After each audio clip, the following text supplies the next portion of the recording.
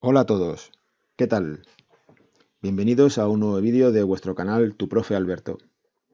Hoy, especialmente dedicado a mis alumnos de Física y Química de Veterinaria, voy a resolver un problema de termodinámica. Así que, vamos allá. Vamos a ver un problema típico de termodinámica. Vamos a leer primero el enunciado. Dice, cuando 1 kilo de agua líquida, vamos a tomar nota, 1 kilo de agua líquida a su temperatura de ebullición. Veremos que la temperatura de ebullición del agua son 100 grados centígrados. Se convierte en vapor a la misma temperatura. Bueno, es un dato a tener en cuenta. Tenemos una presión exterior de 1 atmósfera y nos dicen que absorbe 2283,5 kilojulios de energía en forma de calor. Vamos a poner todos estos datos en un pequeño diagrama. En un problema de termodinámica siempre tenemos dos estados, el estado inicial y el estado final, el estado del que venimos, el estado del que vamos, el estado 1 y el estado 2. Nos están proponiendo este problema. Nos están diciendo que tenemos agua en estado líquido y que la vamos a llevar a agua en estado gas. Para nosotros este será el estado 1 y este será el estado 2. Estado 1 y estado 2. Vamos a tomar datos. Nos dicen que esto se produce a la temperatura de ebullición. La temperatura de ebullición es 100 grados centígrados. Además nos dicen que se produce todo el tiempo con una presión de 1 atmósfera. Presión 1 atmósfera. Nos dicen además más datos. Nos dicen que durante este proceso la reacción química absorbe 2283,5 kilojulios en forma de calor. Recordar, el calor se representa con la letra Q y se mide en julios. Al final del problema, si os dais cuenta, también nos dan dos datos interesantes. Nos dicen que la densidad del agua líquida a 100 grados es 973 kilogramos por metro cúbico. Vamos a tomar nota también de este dato. La densidad del agua líquida son 973 kilogramos por metro cúbico. Es decir, 973 kilogramos ocupan 1 metro cúbico de agua. Por último, nos dicen algo interesante también, y es suponer que el vapor de agua se comporta como un gas ideal. Recordar siempre lo que os he dicho. Cuando hablemos de gas ideal es porque en algún momento podremos utilizar la fórmula de P por V igual a N por R y por T. Así que vamos allá. Vamos con la primera de las preguntas. La pregunta A. ¿Cuál es el trabajo de expansión realizado? Vamos a tomar nota. Pregunta número A. Trabajo de expansión. Trabajo de expansión.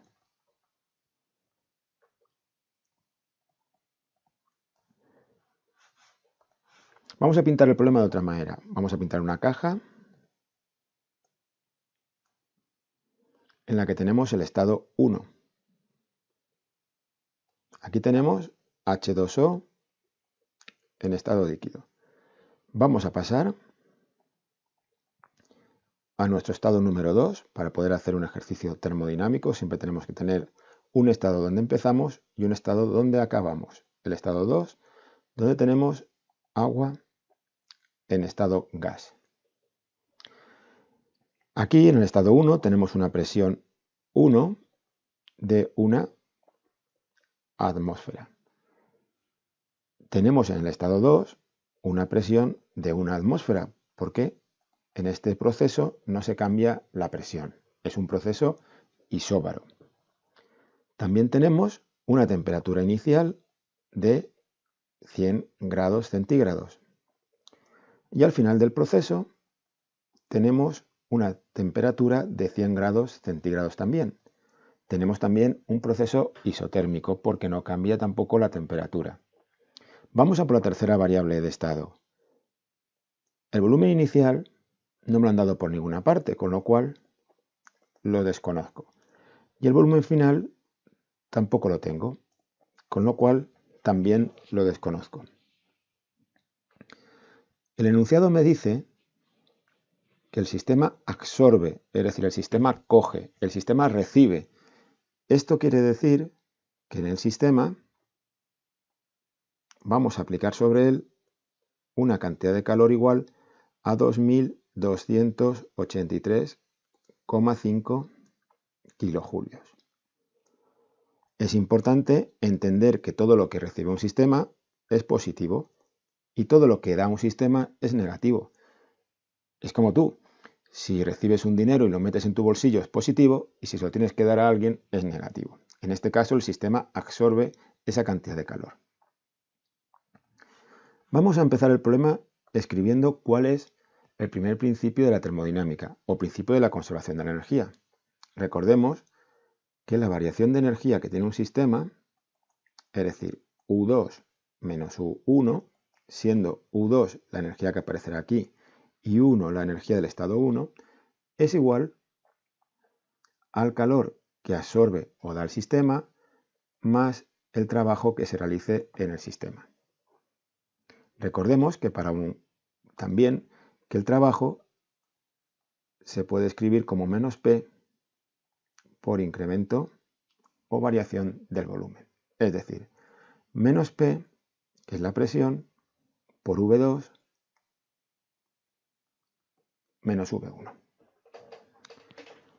Precisamente es esto lo que nos están pidiendo. Nos están pidiendo el trabajo de expansión, el trabajo que genera este sistema. Solamente quiero haceros una salvedad. El trabajo se mide en julios. Para que esto suceda, la presión debe medirse en su unidad internacional, el pascal. Luego hay otras que veremos cómo se adaptan. Y por último, el volumen debe medirse en metros cúbicos. Si no aplicamos esta combinación de unidades, el trabajo no aparecerá en julios y tendremos un problema. Es interesante también que sepáis que una atmósfera equivale a 101.325 pascales o también 760 milímetros de mercurio o torricellis. ¿De acuerdo? Vamos a empezar. Lo que tenemos claro es que para calcular el trabajo voy a necesitar la presión y la variación de volumen. La presión lo tengo claro porque es una atmósfera. Una atmósfera equivale a 101.325 pascales. Si no, tendría que hacer la conversión. Es decir, si no fuera una atmósfera, pues tendría que hacer la conversión correspondiente. Con lo cual, voy a colocar aquí menos 101.325 pascales.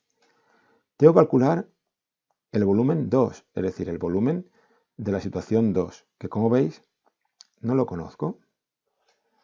Pero fijaros, en la situación 2 tengo ya un gas, con lo cual podré utilizar la fórmula de P por V igual a nRT. Y en la situación 1 tengo todavía un líquido del que me han dicho cuál es su densidad. Con lo cual, como podré relacionar la masa con su volumen, podré obtener qué volumen hay. Con lo cual, vamos a empezar a hacer estos cálculos. Vamos a empezar por V1. En V1, el agua está en estado líquido. Y me han dicho que tengo 1 kilogramo. Conozco su densidad. Densidad del agua es igual a 973 kilogramos por metro cúbico. Esto significa que 973 kilogramos ocupan un metro cúbico. Con lo cual, cuando yo tenga un kilo, tendré 1 por 1 dividido entre 973, 1,02 por 10 elevado a menos 3 metros cúbicos. Ya tengo V1, ya tengo este dato. Voy a calcular V2. Para V2 tengo agua, pero en estado gas. Además, me han dicho que puedo suponer que en ese caso el agua es un gas ideal. Por lo cual voy a recurrir a la fórmula de presión por volumen igual al número de moles por la constante R por T. Vamos a ver, ¿qué datos tengo? Tengo que la temperatura son 100 grados. Esto equivale a 373 grados Kelvin, que es lo mismo que sumar 100 más la constante de conversión, que son 273. Tengo una presión de una atmósfera, que no voy a convertir porque la fórmula que tengo anteriormente de los gases, al utilizar la constante R igual a 0,082, me permite utilizar atmósferas. Y por último, tengo que la constante R vale 0,082. Con estos datos voy a calcular cuánto vale el volumen. El volumen será N por R y por T dividido entre la presión. Fijaros que me he dejado un dato sin calcular, el dato N, que es el número de moles de H2O que tendré en este caso. ¿Cómo calculamos esto? Pues esto es muy sencillo. Es un problema en el que tengo que pasar de gramos a mol. Para ello, siempre que esto sucede, tengo que utilizar la masa molar. En este caso, la del agua. La masa molar del agua son 2 por 1, que es el peso que tiene un mol de hidrógeno, más 16. Es decir, cada 18 gramos que tenga de agua, yo tendré un mol. ¿Cuántos gramos tengo de agua? Pues tengo un kilo. Aunque sea un kilo, en gas sigo teniendo un kilo. Es decir, tenía un kilo cuando estaba en líquido y sigo teniendo un kilo cuando estamos en gas. Un kilo son miligramos, con lo cual tengo que un mol de H2O son 18 gramos. Cuando tengas 1000 gramos, que es un kilo, tendrás X moles. X en este caso vale 55,5 mol de H2O. Bueno, si todos estos datos los llevas a esta fórmula, obtienes un volumen, ojo, en litros, de 1699,2 litros. Siempre que utilicemos la constante 0,082, el resultado del volumen será en la unidad litros. No pasa nada. Vamos a transformar litros a metros cúbicos. ¿Cómo lo hacemos? Recordemos, V2, 1699,2 litros. Esto es equivalente a tener 1699,2 decímetros cúbicos. Y ahora recordemos,